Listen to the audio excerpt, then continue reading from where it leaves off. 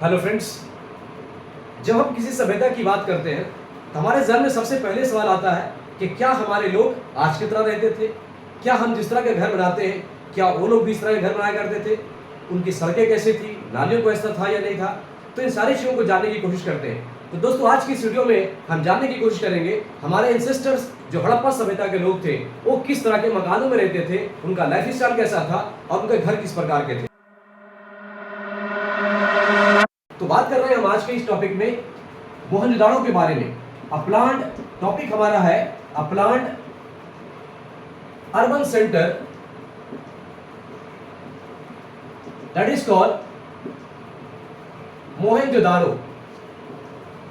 दोस्तों, जैसा कि देखा है कि हड़प्पा सभ्यता की जो पहली स्थल थी वो थी हड़प्पा, लेकिन फिर यहां पे हम बात मोहनजोदाड़ो की क्यों कर रहे हैं? तो याद है कि हड़प्पा और मोहनजोदाड़ो दोनों इसकी प्रमुख नगर थे, प्रमुख सिटी थे, लेकिन वेल डेवलप्ड सिटी वो इसका मोहनजोदाड़ो था और सबसे बड़े एरिया में फैला हुआ था। ये माना जाता है कि यहाँ की आबादी भी सबसे बड़ी थी। तो दोस्तों, बात करते हैं कि अर्बन सेंटर में सबसे पहले इसकी लेआउट की। लेआउट पे अगर देखा जाए तो मोहनजोदाड़ो का जो पूरा प्लान सिटी था वो अपर टाउन और लोअर टाउन में डिवाइडेड था। Upper town and lower town. Upper town जिसे हम सिटाडेल भी कहते हैं, सिटाडेल, और लोअर टाउन जो बेसिकली डोमेस्टिक आर्किटेक्चर का था। तो दोस्तों, याद रखें कि जब हम अपर टाउन की बात करें तो अपर टाउन में एक रेसिडेंशियल एरिया बिल्कुल नहीं था। ये पूरी तरह से पब्लिक कंस्ट्रक्शन एरिया था। यहाँ पे पब्लिक कंस्ट्रक्शन, अक्सर ये कंफ्यूजन हो जाता है लिखते टाइम, और हम फॉलो कर जाते हैं और लिख देते हैं कि अपर टाउन में, चूंकि नाम से ऐसा लगता है कि शायद अमीर लोग अपर टाउन में रहते होंगे और गरीब लोग लोअर टाउन में रहते होंगे, लेकिन ऐसा बिल्कुल नहीं है। इसमें बिल्कुल कंफ्यूज आपको करने की जरूरत नहीं है। अपर टाउन में कोई लोग रहते नहीं थे, बल्कि ये सिर्फ पब्लिक कंस्ट्रक्शन था जो पब्लिक पर्पसेस के लिए बिल्डिंग्स बने थे। दूसरी जो बात करेंगे लोअर टाउन की, ये पूरी तरह से ये डोमेस्टिक एरिया थे जहां पे लोग निवास करते थे, चाहे अमीर हो या गरीब हो, सभी सेक्शन के लोग सिर्फ और सिर्फ लोअर टाउन में ही रहते थे। तो दोस्तों, बात करते हैं कि अपर टाउन इसे कहा कैसे गया है।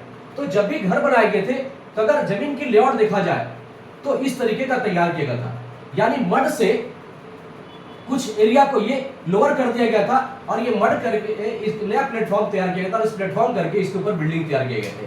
तो ये बेसिकली अपर टाउन था जिसे हम सिटाडेल कहते हैं। ये अपर टाउन था और ये जो देख रहे हैं जो नीचे का एरिया है ये लोअर टाउन था।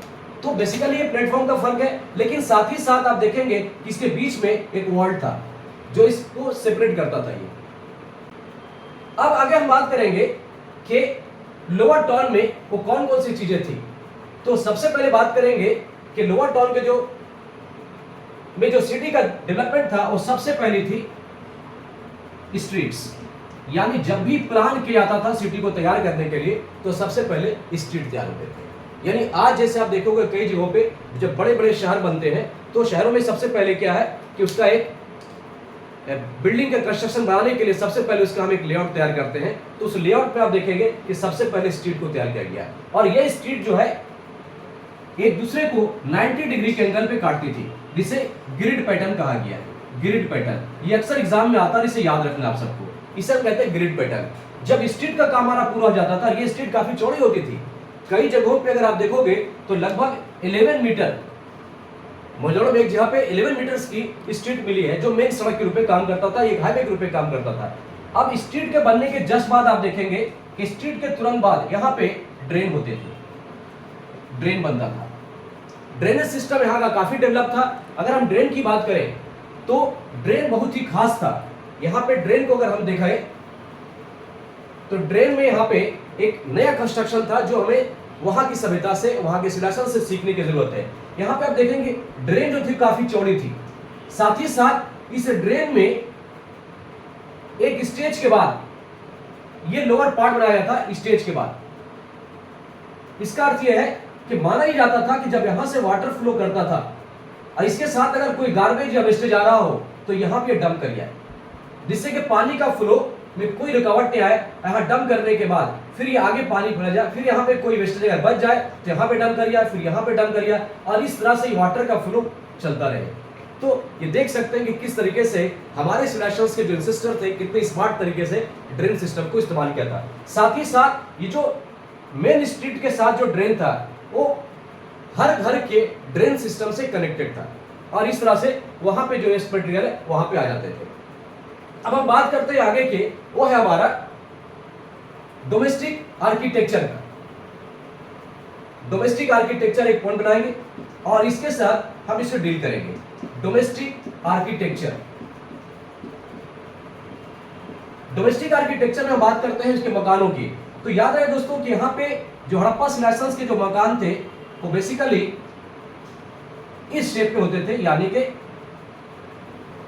रेक्टेंगुलर शेप का होता था और चारों तरफ कमरे होते थे, साथ ही साथ यहाँ पे कोर्टयार्ड होता था और यहाँ पे जो देख रहे बीच का पार्ट एक ओपन सेंटर होता था।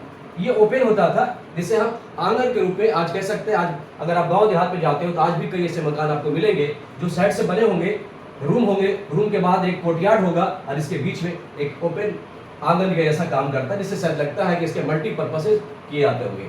इस सिविलाइजेशंस के जो मकान थे, जो हाउसेस थे, उसके कई फीचर्स इंपोर्टेंट थे। सबसे पहली बात कि हर घर में कम से कम 4 से 5 रूम्स हुआ करते थे, यानी रूम काफी सफिशिएंट हुआ करता था। दूसरे, हर घर में एक कुआं और बाथरूम पर्सनल हुआ करता था, यानी हमारे जो एंसेस्टर थे वो बाहर नहीं जाते थे बल्कि घर के अंदर ही बाथरूम बनाते थे, नहाने की व्यवस्था करते थे, ठीक है। साथ ही साथ अपना किचन होता था। इसके अलावा यहाँ के लोग काफी स्मार्ट थे और शायद प्राइवेसी को मेंटेन करते थे। प्राइवेसी की बात आती है तो अब कैसे कहा जाए कि यहाँ के लोग प्राइवेसी को मेंटेन करते थे या इस बात को ध्यान रखते थे। तो आप ये पाएंगे दोस्तों कि ये जो अब अगर मान लिया जाए कि ये कमरे यहाँ पे बना रहे हैं, यहाँ पे अगर रूम बना है तो रूम बना है तो जो दरवाजा होता था, गेट होता था, वो बेसिकली यहाँ पे होता था, यानी एल साइज का, जहां पे 2 दीवार आपस में मिल रहा हो। इससे क्या होता था कि अगर यहां से कोई गुजर गया तो उसको रूम के अंदर का जो व्यू है, इनर व्यू, उसे नहीं मिलता था, सिर्फ वो फ्रंट एरिया देख सकता था, जिससे लगता है कि शायद ये प्राइवेसी के हिसाब से ऐसी चीजों का व्यवस्था करते होंगे। दूसरी जो सबसे इंपॉर्टेंट बात है कि घरों से जो खिड़कियां मिली है, विंडोज मिले हैं।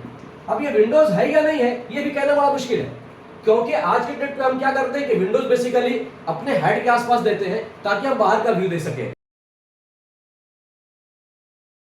मेरे सामने वाली खिड़की में एक चांद का टुकड़ा रहता है। लेकिन हमारे जो एंसेस्टर थे यहाँ पे हड़प्पा सिविलाइजेशंस के, वो विंडोज का इस्तेमाल इस पर्पस से नहीं किए। ये विंडोज को काफी ऊंचाई के हाइट पे, यानी अगर मान लिया जाए कि ये कमरे है तो सबसे जो ऊपर का लेयर है, ऊपर के पार्ट में विंडोज बनाते थे। ये ऊपर के पार्ट में विंडो बना दिए।